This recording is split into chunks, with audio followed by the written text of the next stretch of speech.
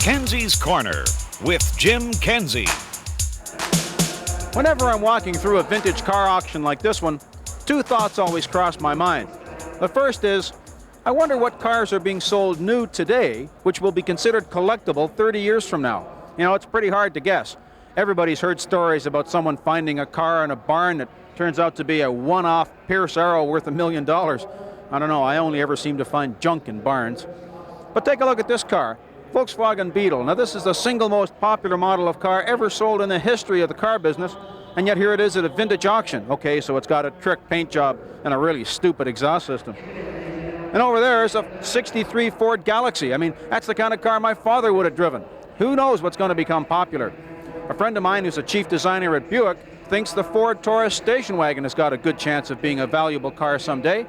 But really, when it comes to appreciation of vintage cars, your guess is as good as his, and certainly as good as mine. Oh, and what's that second thought that comes to mind at vintage car auctions? Why did I ever sell that 1976 American Motors Hornet? I'm Jim Kenzie. So here's the question.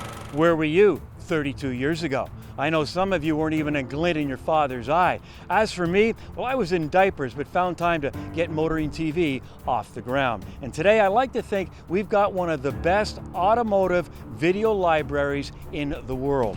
If you agree, please give us the thumbs up and also subscribe. We'd really appreciate it.